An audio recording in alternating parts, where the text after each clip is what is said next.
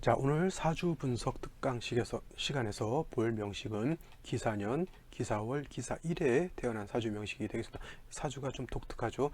연, 월, 일이 다 기사에 해당이 됩니다. 같이 비교 분석해 볼 사주 명식은 2020년 5월 6일 수요일에 발생하는 사주 명식이 되겠죠. 경자년, 신사월, 기요일에 태어난 사주 명식입니다. 자, 일간은 기토라고 하는 것이고요. 기토라고 하는 것은 제가 음토 내지는 전원토라고 말씀을 드립니다. 음토라고 하는 것은 음양 오행으로 구분했을 때 기토라고 하는 것은 그 다음에 기라고 하는 글자는 흙, 땅의 기운을 가지고 있는 그런 글자로서 토라고 합니다. 그래서 음토에 해당이 되는 것이고, 음토인 기토는 양토인 무토와는 좀 다르죠. 그래서 무토 같은 경우는 양간에 해당이 되기 때문에 크고 높고 넓은 그런 좀 광활한 대지라든가 매우 높은 산과 같다라고 하면, 기토는 작은 흙에 해당이 되는 글자에 해당이 되죠. 그래서 전원토라고 하는 것이고요. 전원토는 뭐예요? 논밭. 이건 논밭도 약간은 큰 개념 내지는 과수원. 제가 가장 좋아하는 건 뭐예요? 화분 속에 담겨져 있는 작고 비습한 그런 흙 있죠. 요만큼 얼마 되지 않는 그러한 흙도 기토에 해당이 된다. 기토라고 하는 것은 또 물기를 가지고 있는 습토라고 하는 것도 기본적으로 상식적으로 알아두시면 좋겠는데, 이 기토가 어느 월에 태어났느냐에 따라서 배합하는 방법이 좀 달라지죠. 그래서 오늘 같은 경우는 4월에 태어난 사주 명식인데, 4월이라고 하는 이 계절은 어떤 계절입니까?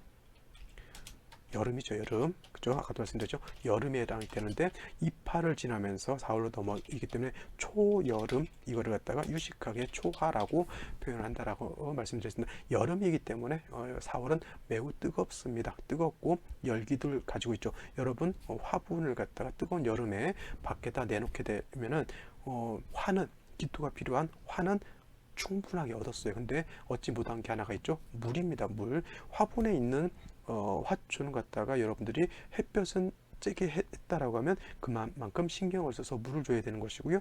여러분, 텃밭에다가 오이라든가 가지 같은 거 여름에 심어 놓잖아요. 그러면 반드시 물을 줘야 되는, 물론 이제 하늘에서 비가 충분히 오게 되면 그냥 자연스럽게 내가 노가다를 띄지 않아도 오이 각종 야채 채소에 물을 하늘에서 내려주는 것이지만, 하늘에서 비가 오지 않는다라고 하면 내가 스프링클러를 갖다 장만하든지 우물물을 길어서 하든지 강물을 갖다가 떠다가 주든지 해서 줘야 된다라고 하는 겁니다. 그래서 여름이라고 하는 것은 반드시 필요한 건 뭐예요? 물이 있지 않으면 농사 지을 수 없다라고 하는 것. 그 다음에 물만 있어서 되는 것이 아니고, 여름이라 하더라도 햇볕은 당연히 있어 주어야 된다라고 하는 것인데, 여름이기 때문에 햇볕 자체는 일단 있다라고 생각을 하시면 되겠고요.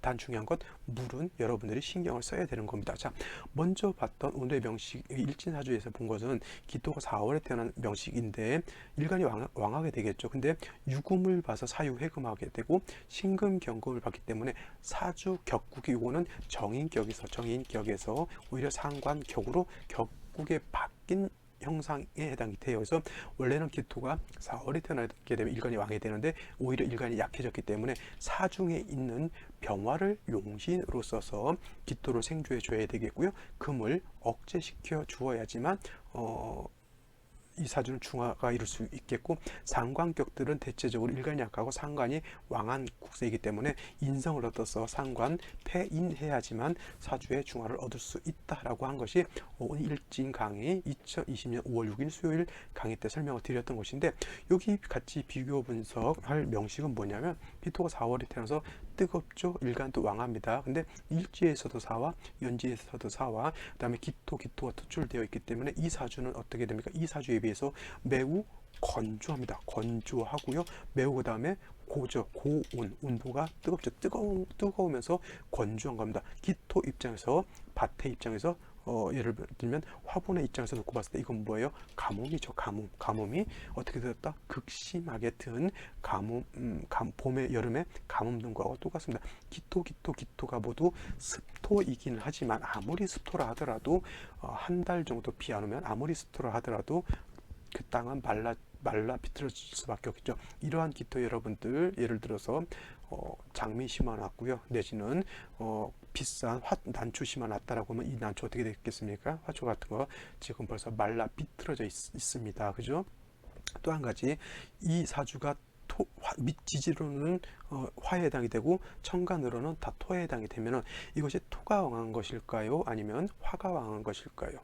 생각 한번 해보세요. 물론 이제 생시에 따라서 달라지겠죠. 그럼 생시를 한번 설명해 보고 나서 또 다시 한번 여쭤보겠습니다. 자, 기토가 4월에 태어나서 사화 사화를 받기 때문에 매우 어떻다? 건조하고 뜨겁다. 기토가 있다 하더라도 물이 없으면 이 토들은 다 말라 비틀어져 있는 그러한 것이기 때문에 이 사주는 반드시 뭐가 필요하다? 물이 필요한데 계유시가 되면 중화가 될 수 있을 거예요. 왜냐하면 사화가 있더라도 요 사화를 끌어다가 유금이 어떻게 됩니까? 이렇게 사유해금에서 개수를 이렇게 생해주죠. 물론 이제 기토가 있기 때문에 쟁제 현상은 있다 하더라도 아무리 쟁제한다 하더라도 물은 있어야 되는 겁니다. 이런 거죠. 자, 시골에서 A라고 하는 논이 있고 B라고 하는 논이 있고 C라고 하는 논이 있습니다. 근데 주인공이 달라요. A라고 하는 논은 갑이 농사를 짓고 B라고 하는 논은 을이 농사를 짓고 C라고 하는 논은 뭐예요? 병이 농사를 짓는데 거기를 지나가는 물은 어떻게 돼요?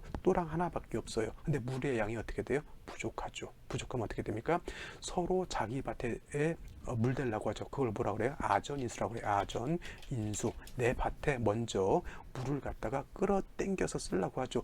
이 A라고 하는 돈, B라고 하는 돈, C라고 하는 돈이 다 4월 화를 갖고 있기 때문에 다 지금 바싹바싹 말라 있는데 저기 또랑에 물이 조금 흘러가고 있는 거하고 똑같습니다. 서로 자기 밭에 물대려고 하죠. 아전인수격이죠. 그죠? 이게 바로 그러한 것인데 쟁제하더라도 쟁제한다고 해서 물을 없애버리면 돼야 안 돼요. 그래도 조금씩 나눠서라도 자기 밭에 물대서 조금이라도 키우는 게 나은데 요 개수는 어떤 일간에 가까이 있어요? 일간에 가까이 있죠. 그러면 얘네들이 취하는 것보다 내가 취하는 것이 좀 더 많이 취할 수 있겠죠.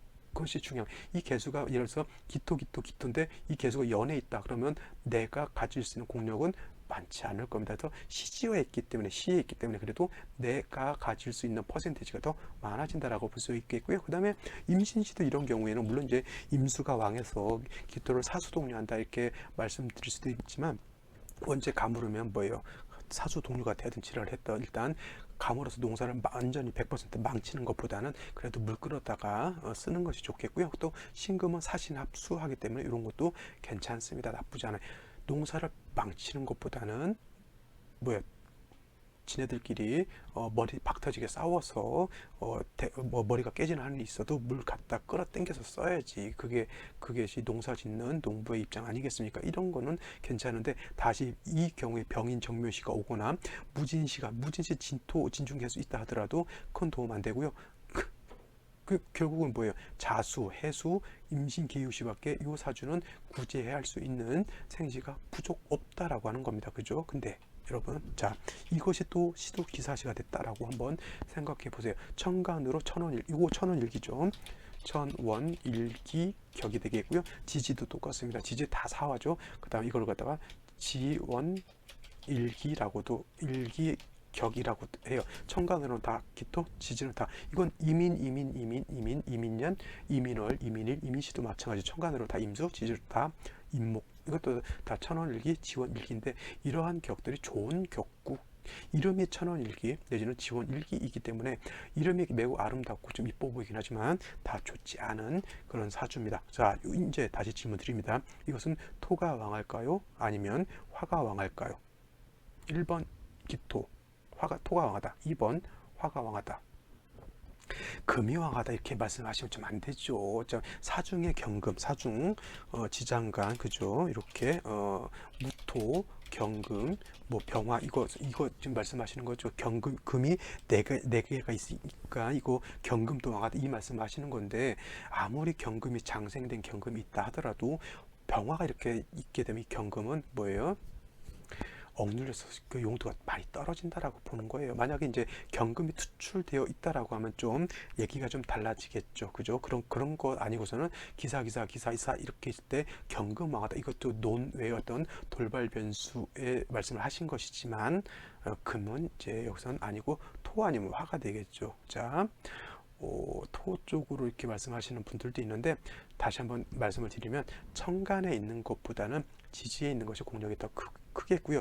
물론 이 지지에 있는 네 가지 화가 토를 생겨주는 거다 하더라도 지지에 있는 화가 더 센 것은 이미도 수가 왕할 것 같지만 그런 임목이 더 왕하다라고 볼 수가 있어요. 그래서 이걸 갖다가 토가 왕하다라고 하면 이거를 갖다가 토로 종하는 서술로 볼 수 있어요. 그걸 갖다가 전왕격으로서 전왕격으로서 그걸 가색격이라고 하고요.